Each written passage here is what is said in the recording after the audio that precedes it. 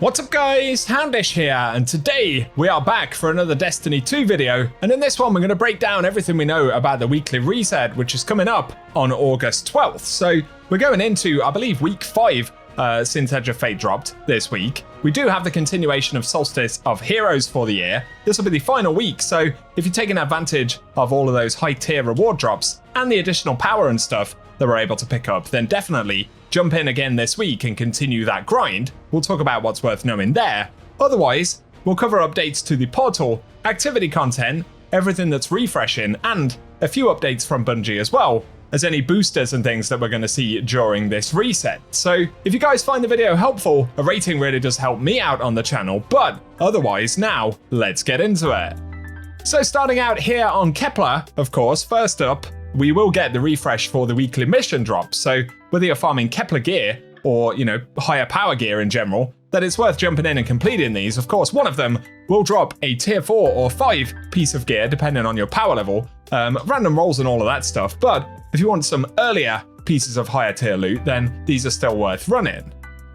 Otherwise, let's get into the weekly challenges available this reset. So firstly, we have Commendation Appreciation to earn progress by giving commendations in Vanguard and Crucible activities. There is also Special Delivery to deal final blows with special ammo in Portal activities. That one will also have a Bright Dust bonus. And then there is Makes the Dream Work to complete activities in Fire Team Ops, and higher performance grades earn bonus progress. So as we can see on that one, it will have a Portal Activities Gear engram, as well as Challenger XP.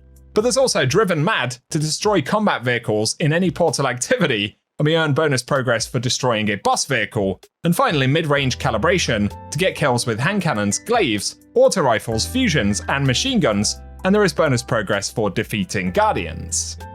Otherwise, once again, we'll get the refresh on Desert Perpetual, so if you're still farming any rewards, good luck on the hunt this week. And of course, that includes a renewed chance to get the Raid Exotic if you are grinding for that, so all the best getting those drops. Before we go any further though, now a quick message from our sponsor. I spent a long time trying to stop vaping, and eventually I managed to ditch that bad habit, and this is what replaced it. Fume is focused on creating more positive habits and alternatives to bad habits. This isn't a vape or electronic device, and there are no harmful chemicals or nicotine, which is why it's backed by US doctors, because it's non-toxic and it isn't addictive. I know how beneficial it can be to replace terrible habits and also to still have something to fidget with. The fume simply pulls air through a core, and that creates a mild flavor with no combustion or vapor. If anything, it's a psychological replacement for the habit, and it comes with a bunch of flavors, my favorite being orange vanilla. But it's additionally very sleek, portable, and they're built to last, which is why Fume has helped more than 500,000 customers to change their habits and improve their well-being. So for a limited time, if you order the Journey Pack using code Houndish, you'll get a free Fume topper, an awesome accessory to level up your experience. So click the link in the description box, or scan the QR code on screen, and you can get all the info and order yours today. Certainly worth checking out if you want to improve your health, and thanks to Fume for sponsoring the video.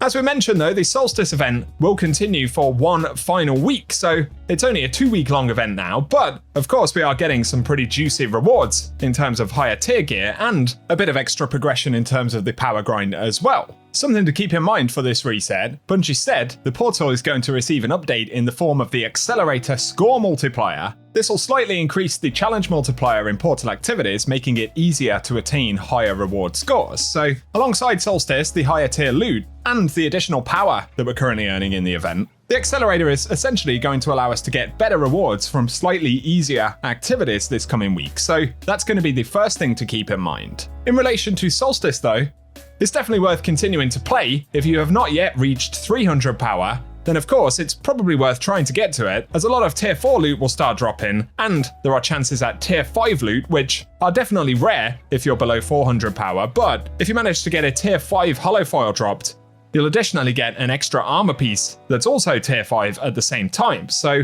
while they are rare, certainly worth farming for if you're after the higher tier rewards, and otherwise, in the portal right here, take advantage of any activities that have the bonus Solstice drop actually listed, as of course that also means you're going to get additional powerful drops. So it's beneficial in terms of higher tiers, but also the power grind in general.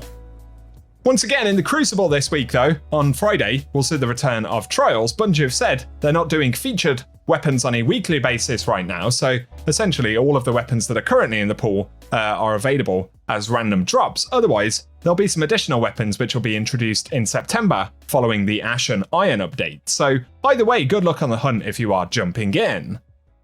Of course, as we've seen though, at this point in time, the only thing really worth mentioning for the legacy content for Destiny is for any of the raid content. So if you want to farm raid or dungeon stuff for any rewards, I believe we can now farm legendary gear on a weekly basis. But when it comes to the exotic drops, they are 1 chance per week per character, much like we've seen traditionally. So if there are any things that you're still hunting down from older pieces of Pinnacle content like this, then there are still opportunities to try and grab some drops. And the final legacy mention, if you're after the Ascendant Challenge this week in the Dreaming City, it should be the Shattered Ruins, which can be found via the Spine of Keres. So not too difficult to get to, but if you want to know the location, I'll run some gameplay at the end of the video.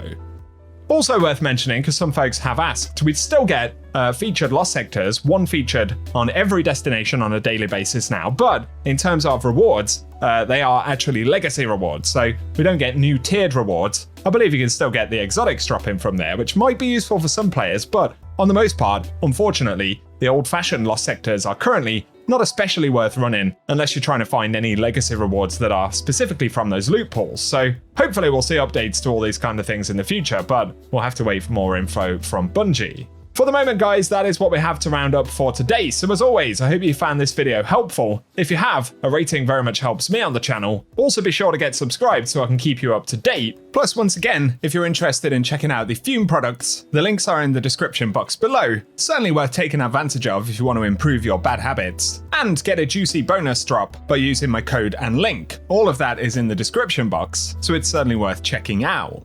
But for the moment, cheers for watching, and I hope you guys have an awesome day.